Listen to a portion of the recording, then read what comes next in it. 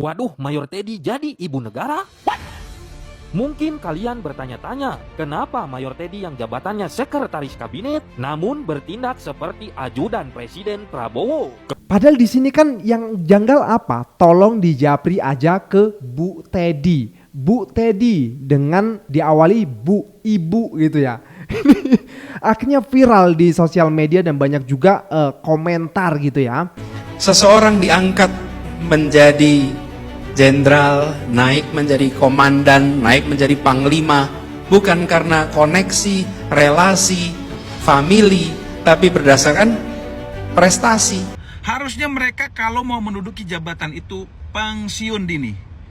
Ya, pensiun dari jabatannya, dari anggota TNI maupun Polri. Kenapa? Karena rugi negara membayar double-double gaji mereka untuk apa? Mayor Teddy jadi ibu negara. Eits, kelakuan siapa ini? Kelakuan siapa? Kok bisa sampai viral Mayor Teddy jadi ibu negara? Maksud kalian gimana guys? Ngawur saja kalian itu. Jadi baru-baru ini nama Mayor Teddy itu viral banget ya. Gegara efek dari UU TNI juga nih. Nah coba kita lihat ya di akun X. Ini ada ya yang mengupload Buna Salting guys. Lihatin di sini ada Pak Prabowo yang menkedipkan mata kepada Mayor Teddy dan akhirnya diedit sama netizen guys. Kurang ajar sekali ini ya. Bahkan ada video juga yang akhirnya dikasih lagu romantis gitu antara Pak Prabowo dan juga Mayor Teddy.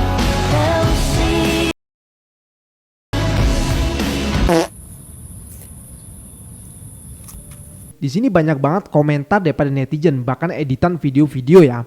Ya bukannya apa-apa ya, tapi jangan sampai kayak gini juga gitu loh. Ini presiden kita, jangan juga sampai kayak gini. Aduh, kayaknya gimana gitu kok di gimana ya? Gue juga jadi heran gitu, sampai-sampai teman-teman semua trending di akun X ya dengan hashtag Bu Teddy. Coba bayangin. Karena ini ada sangkut pautnya juga dengan Bu Susi. Nanti kita akan bahas ya. Tapi sebelumnya kita bahas yang ini dulu. Nah kalian sudah melihat kan video di awal tadi. Bagaimana kemesraan Bapak Prabowo dan juga Mayor Teddy. Ya wajar saja lah guys. Mereka kan beliau berdua ini kan selalu bersama. Kemanapun bersama. Yang dimana Mayor Teddy menjaga Pak Prabowo. Dan Pak Prabowo sebagai presiden yang memang harus dijaga gitu loh. Jadi janganlah dibuat baper kayak gini guys. Aduh, ini banyak banget komentar netizen ya. Kalau satu persatu gue bacain ya gimana ya, banyak sekali. Dan juga gak habis pikir nih sama editan-editan netizen ini yang mengedit foto-fotonya ini. Tapi ada juga nih yang komentar gak suka nih ya. Karakter Indo banget katanya, gak suka sama kinerjanya yang diserang pribadinya. Berlaku di kehidupan sehari-hari. Nah jadi menurut sebagian netizen ini adalah penyerangan pribadi yang dimana orang-orang mengatakan Bu Teddy ibu negara, Mayor Teddy sebagai ibu negara. Ya gimana ya? Aduh, kritik yang benar bukan waktunya bercanda. Ntar kalau kejadian beneran lu ditangkap malah nangis giring opini macam-macam ke warga X tuh kan. Ini yang gak suka banyak juga gitu loh. Jadi jangan kayak gini lah ya. Terus terang gue walaupun gimana ya banyak sekali kebijakan ataupun kabinet Pak Prabowo yang gemuk ini yang dikomentari oleh netizen, tapi kalau kayak gini agak-agak gimana juga gitu karena ini orang nomor satu di negara kita loh guys. Gua nggak tega mau bacain komentar satu persatu ya guys, tapi sekarang kita beralih nih ya. Ini gegara rame nih, gegara Bu Susi Pujiastuti nih ya. Jadi ceritanya gini guys, jadi Bu Susi itu kan ngomong ya bahwasanya beliau sudah WA Mayor Teddy mengenai Hasan Nasbi yang statementnya mengenai kepala babi itu ya. Nah di sini ada yang komentar, Bu tolong dijapri ke akun Bu Teddy gitu ya. Nah di sini Ibu Susi tanpa berpikir panjang langsung ngetik don, maksudnya selesai gitu. Padahal di sini kan yang janggal apa? Tolong dijapri aja ke Bu Teddy. Bu Teddy dengan diawali Bu Ibu gitu ya. Akhirnya viral di sosial media dan banyak juga komentar gitu ya. Dari sini kita lihat ya, negara rasa grup WhatsApp katanya. Dan ini banyak komentar 354 komentar. Dan di sini juga aduh banyak juga komentarnya nih guys. Jadi Gimana? Apa kita bacain satu persatu? Kita coba lihat di sini dulu ya. Bu Teddy. Nah, kan ini mungkin Ibu Susi juga kurang apa ya? Neliti bacanya atau memang ya sepintas aja, spontan aja gitu ya. Bu Teddy anjir WK ngakak banget katanya. Bahkan Bu Susi nggak questioning kenapa dipanggil Bu Ted. Nah iya ini nggak bertanya-tanya dulu gitu ya. The way she comment, aduh anything. Ya banyak komentar-komentar yang nggak jelas dan juga ikut ngakak aja gitu dengan semua ini. Oke teman-teman semua, kita coba kembali lagi ya. Ini mengenai RUU TNI yang akhirnya menjadi UU TNI, dan ini menuai banyak banget komentar daripada netizen, sehingga banyak sekali yang mengkaitkan gitu dengan Mayor Teddy gitu ya. Karena Mayor Teddy adalah anak emas bagi Pak Prabowo sehingga apapun diberikan gitu. Sampai-sampai UU TNI ini jebol gitu ya. Nah, padahal ini pembahasan kalau kata di Bocor Aus Tempo itu memang sudah sejak dulu sih guys. Coba kita lihat langsung ya ke komentarnya, karena Pak Anies juga nanti ini ikut komen nih. Ini dia videonya. Waduh, Mayor Teddy jadi ibu negara? Mungkin kalian bertanya-tanya, kenapa Mayor Teddy yang jabatannya sekretaris kabinet, namun bertindak seperti ajudan Presiden Prabowo? Kemanapun Presiden pergi, mau di dalam negeri ataupun luar negeri, Mayor Teddy selalu ada di samping Bapak Presiden Prabowo. Lalu, kemana ajudan Presiden yang sebenarnya? Di sisi lain, banyak juga yang berkata jika Mayor Teddy sedang mengawal Presiden Prabowo, sikapnya selalu berlebihan. Bahkan, tidak jarang juga Mayor Teddy memarahi pas pampres. Banyak juga yang mengatakan Mayor Teddy adalah ibu negara yang sangat sensitif. Sikap Mayor Teddy tersebut sangat berbanding kebalik dengan juniornya yang dulu menjadi ajudan Presiden Jokowi. Kapten Sony terlihat lebih kalem, tidak gerasa gerusu, namun tatapan matanya selalu tajam dan waspada.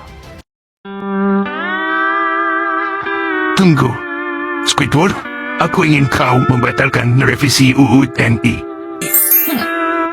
Kau bisa mengandalkanku, Tuan. Hati-hati, cepatlah sembuh.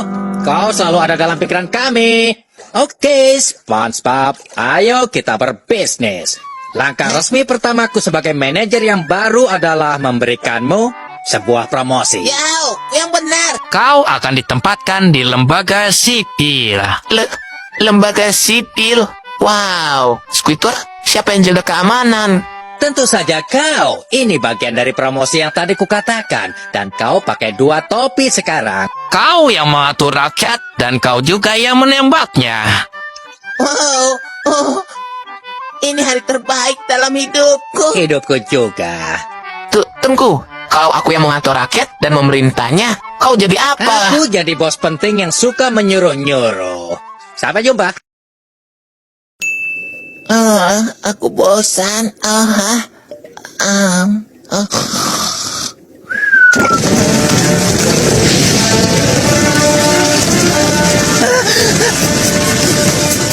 Apa? Siapa sebenarnya di balik revisi Undang-Undang TNI ini? Depannya P, belakangnya O. Pramono. Prabowo Subianto. Oke. Gimana ceritanya sih? Jadi begini. Sebetulnya pembahasan revisi Undang-Undang TNI ini sudah mulai digodok Prabowo ketika dia masih menjadi Menhan, Menteri Pertahanan. Yeah. Nah, pasca dia menang sebagai presiden terpilih di Februari, itu ada pembahasan di internalnya Kemenhan. Jadi ini bisa nggak nih diselesaikan di akhir masa jabatannya dia sebagai Menteri Pertahanan begitu. Nah, ini cerita Bambang Eko ya. Bambang Eko ketika itu sebagai staf khusus atau asisten khususnya Prabowo di Menteri Pertahanan. Sekarang Bambang Eko itu adalah Wakil Menteri Sekretaris Negara. Nah, intinya adalah dibilang periode itu tidak nutut istilahnya atau tidak memungkinkan. Ya. Dan juga ketika itu masih masa transisi. Nah, Prabowo lalu bilang ya sudah kita bahas di bulan-bulan pertama kita berada di istana. Istanaku. Jangan dilempar lagi ya. Dikirim. Oke. Kenapa Prabowo ingin merevisi ini sih? Karena Prabowo ini melihat undang-undang yang lama, undang-undang TNI lama ini usang, Pram. 34 2004 34 2004 dan juga 2004. Dan juga banyak turunan-turunannya yang tidak dilaksanakan oleh pemerintah. Makanya Prabowo berpikir perlu ada pembaharuan di situ.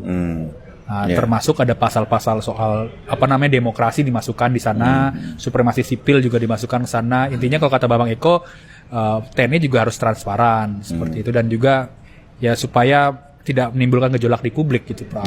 Ya, walaupun kita tahu ini kan kemudian ujungnya ternyata juga memperkuat difungsi ya. Betul, karena Ya, ditambah kan yang ada penempatan penambahan gitu, dan tentu saja pada negara demokrasi itu seharusnya peran militer itu sudah semakin dijauhkan dari sipil gitu ya. Ya teman-teman semua, sekilas kita melihat cuplikan dari bocor alus yang mengatakan bahwasanya memang RUU TNI ini sudah digodok dibahas semenjak Pak Prabowo menjabat sebagai Menteri Pertahanan ya. Walaupun di situ akhirnya tidak cukup waktu sehingga ketika Pak Prabowo sudah menjabat menjadi presiden dan berada di istana baru dimulai kembali gitu. Jadi memang sudah lama guys. Dan akhirnya ya ada yang mengatakan ini terlalu cepat, cara sembunyi-sembunyi dan lain sebagainya, akhirnya disahkan juga. Dan ini komentar dari Pak Anies Baswedan ini cukup bagus sekali dan harus kalian dengarkan guys. Nah, jadi ada satu hal yang barangkali perlu jadi perhatian. Apa? Proses prosedur. Bagaimana proses revisi ini berlangsung begitu cepat tanpa cukup ruang bagi masyarakat untuk berdiskusi, untuk memahami, untuk mengkaji. Bahkan sampai dengan sekarang, setahu saya nih sampai hari ini, itu kita masih belum bisa mengakses draft finalnya secara resmi. Dan sebelumnya tidak banyak forum-forum yang mendiskusikan arah perubahan ini. Teman-teman sekalian, kebijakan yang lahir dari dialog terbuka dan lahir dari dialog mendalam akan memiliki karakter kebijakan yang matang karena dia didialogkan terbuka.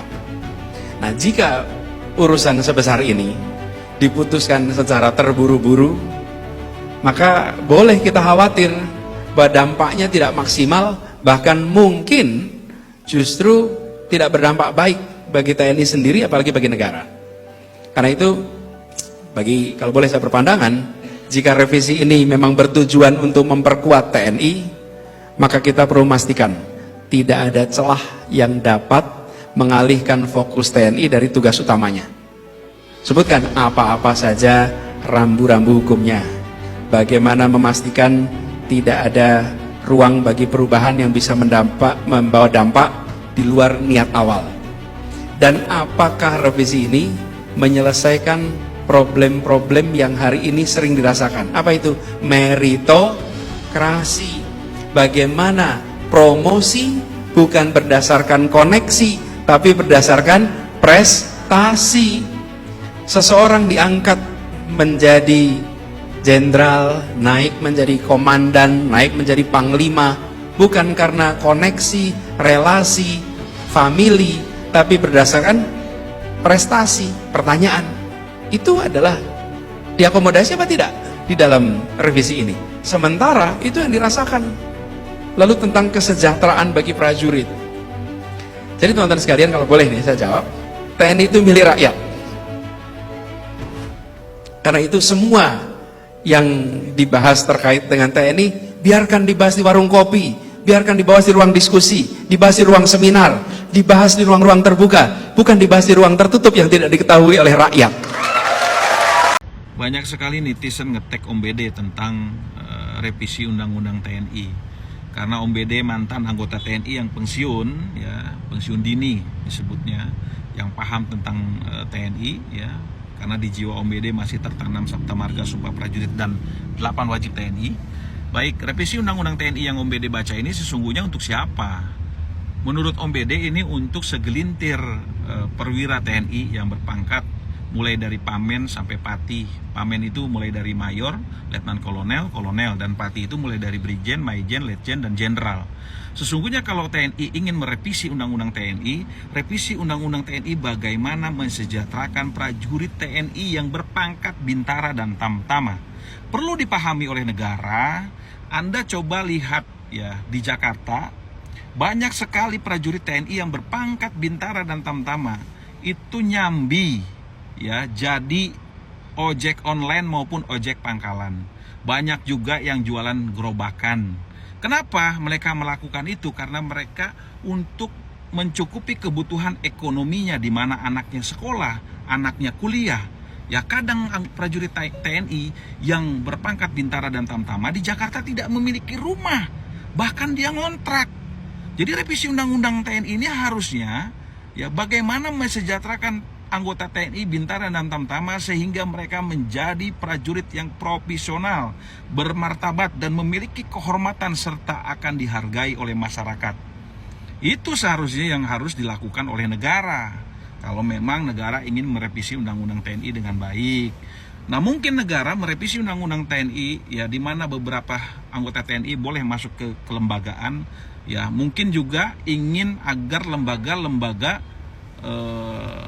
negara ini disiplin dengan adanya TNI. Namun harus dipertegas, siapapun baik TNI maupun Polri, ya banyak juga nih anggota Polri di lembaga-lembaga pemerintahan. Ya, harusnya mereka kalau mau menduduki jabatan itu pensiun dini. Ya, pensiun dari jabatannya, dari anggota TNI maupun Polri. Kenapa? Karena rugi negara membayar double-double gaji mereka untuk apa? Ya, masih banyak prajurit TNI yang hidupnya di bawah garis kemiskinan. Rumahnya ngontrak, sampai pensiun pun nggak punya rumah. Halo negara, mereka mengabdi kepada negara. Mereka itu nyawanya diberikan kepada negara. Tapi tolong perhatikan prajurit TNI yang bintara maupun tamtama, disejahterakan mereka. Ya, revisinya undang-undang TNI ini cantumkan kesejahteraan untuk bintara dan tamtama agar mereka tidak menjadi lagi ojek online atau ojek pangkalan atau jualan. Bagaimana kalau prajurit TNI mencari kelebihan atau ekonominya dengan cara-cara yang salah seperti kemarin menjadi backing sambung ayam, menghilangkan 3 nyawa anggota Polri. Ini harus dipikirkan dengan baik oleh negara. Itu pendapat Om Bede. Assalamualaikum. Arogansi Mayor Teddy, nafikan ajudan presiden dan pas pampres. Ajudan presiden ini adalah kedudukan posisi yang sangat strategis dalam mempersiapkan karier kepemimpinan di Angkatan Darat dengan pengalaman. Karena ajudan ini dia lihat kegiatan presiden, dia dengar-dengar, dia nguping, dia bicara apa dia dengan menterinya. Dia ini dengan apa? Banyak kali studi dia di situ. Banyak kali pelajaran ajudan. Masih ada sisa-sisa yang artinya yang menikmati pendidikan itu. Yang namanya Trisno, masih hidup dia. Yang namanya Wiranto, masih hidup dia. Belum lagi yang lain-lain gitu loh. Gak teori-teori nih. Tiba-tiba sekarang itu dinafikan, gak ada sama sekali. Wah, itu mengagetkan. Analis-analis militer atau apa kayak mengagetkan. Yang ada Teddy. Nganggur semua ajudan dibikin, yang 3 orang itu. Pas pampres pun diatur. Padahal pas pampres itu punya nggak main-main loh. Dan pas pampres itu, wush, itu calon-calon pemimpin apa tidak ada yang nggak jadi orang itu dan pas pampres. Termasuk Maruli ini dan pas pampres lu, Andika itu dan pas pampres. Iya benar. Kualifikasi itu. Tiba-tiba pengamanan presiden itu disuruh minggir payung, diapain, diperlakukan kayak begitu. Wah, arogansi deh. Yang namanya maling nggak akan mungkin ngaku. Yang namanya maling nggak akan mungkin mau buat peraturan yang ngegebukin maling, nangkepin maling, miskinkan maling. Nggak mungkin. Udah paham kan kenapa? Ya, undang-undang perampasan aset itu tidak pernah disahkan dan cenderung diabaikan. Udah tahu dong jawabannya? Gitu aja kok nggak paham. Kalau yang ngasih kritik di atas kita, dengerin. Kalau yang ngasih kritik di bawah kita, gumoh. Kamu tahu nggak siapa orang-orang yang punya mindset kayak gini? Aku ngerasa ini mindset yang bahaya banget. Apalagi kalau ini diserap dan dipraktekin sama orang-orang Indonesia. Yang mana aku ngelihat kalau banyak sumber masalah di Indonesia saat ini itu datang karena banyak orang yang punya pola pikir yang kayak gini. Seberapa tinggi ego yang harus kamu punya untuk ngerasa bahwa orang-orang di sekitar kamu itu ada di bawah kamu sehingga kamu nggak mau dengerin kritik dari mereka. Guys, this is not a good time. Ini bukan masa yang lagi baik-baik aja. Dan in this era, we need more people yang bisa spread kindness dan empathy. We don't need to glorify value yang bikin kita malah tone deaf. Kita mau punya atasan yang bisa terima kritik. Kita mau punya orang tua yang gak marah balik ke kita kalau kita ngasih tahu hal yang baik buat mereka. Kita mau punya pemerintah yang mau dengerin rakyatnya. Mungkin dari konten ini ada kamu yang bilang kayak, ngapain sih serius banget cuma konten? Tapi let's not normalize this. Berapa banyak anak kecil atau orang-orang yang gampang terinfluence sama apapun yang mereka nonton di sosial media, yang nonton video-video kayak gini. Dan kamu akan kaget kalau suatu hari nanti negara ini akan mereka yang pegang, kamu yang pegang. Kamu akan jadi pemimpin-pemimpin hebat dan kamu akan ada di atas. Aku cuma mau ingetin kamu kalau jangan deh sampai kita punya pola pikir yang kayak gini. Aku mau kita punya hati untuk selalu dengerin kritik, mau dengerin masukan dari siapapun, kapanpun, tanpa memandang siapa orangnya. Karena seringkali kritik terbaik itu datang bukan dari orang-orang sekitar kita, tapi datang dari blind spot yang kita nggak lihat sebelumnya. Jangan nanti nih kalau kalian udah gede, kalian nggak mau dengerin orang-orang kecil. Nanti kalian malah kayak, udahlah, kita ini cuma ibu rumah tangga, nggak usah ikut politik-politikan. Siapapun pemimpinnya, hidup bakalan kayak gini-gini aja. Cari makan masing-masing. Udahlah. Kita tentu sering dengar perkataan seperti tadi datang dari para ibu rumah tangga. Jangan heran, pola pikir seperti itu memang sengaja dipelihara oleh para politisi supaya ketika event 5 tahun sekali tiba, para ibu rumah tangga bisa jadi sasaran empuk ketika mereka bagi-bagi sembako dan serangan fajar. Menurut data dari Indikator Indonesia, ibu rumah tangga merupakan kelompok profesi dengan jumlah suara terbesar pada pemilu 2024. Jumlahnya mengalahkan karyawan, petani, dan profesi-profesi lainnya. Angka ini konsisten hampir di setiap pemilu. Dan ibu rumah tangga adalah kelompok rentan. Mereka adalah kelompok yang paling sering ditunjuk-tunjuk ketika terjadi sesuatu dengan anggota keluarga. Anak sakit yang disalahin ibunya. Anak berat badan tidak sesuai usia yang disalahin pasti ibunya. Bahkan ketika baju seorang bapak lecek yang disalahin ibunya. Nggak telaten nih ngurus suami. Dengan beban mental sebanyak ini, para ibu pikirnya jadi pendek. Yang penting anak makan, yang penting dapur ngebul, yang penting anak-anak sekolah. Selebihnya aku nggak sanggup lagi untuk mikirin, apalagi politik-politikan. Dan para politisi mencium cinta ibu yang terlalu besar ini sebagai sebuah kelemahan yang bisa dimanfaatkan. Padahal permasalahan yang bikin ibu rumah tangga mumet sehari-hari, salah satu faktor pemicunya adalah karena negara nggak hadir. Anak sakit-sakitan, harusnya negara hadir untuk memberikan edukasi. Apa yang kurang, stimulasi apa yang harus diberikan. Anak berat badan yang nggak sesuai kurva, negara yang harus intervensi dan memberikan bantuan. Jadi next time kalau kita ngelihat seorang ibu yang pusing karena anaknya GTM, gak mau makan, berat badannya stuck atau sakit-sakitan, jangan dijudge ibunya. Jangan diajak adu nasib, tapi ajak untuk ngadu ke negara. Karena mereka sebenarnya adalah tanggung jawab negara. Dengan begitu pelan-pelan ibu rumah tangga akan sadar bahwa ketika politik dijalankan dengan benar, politik fungsinya adalah untuk mempermudah kehidupan rakyatnya, bukan mempersulit. Dan pada akhirnya para ibu bisa menyadari bahwa politik adalah sebuah tujuan jangka panjang, bukan sekedar sembako untuk hari ini dan besok.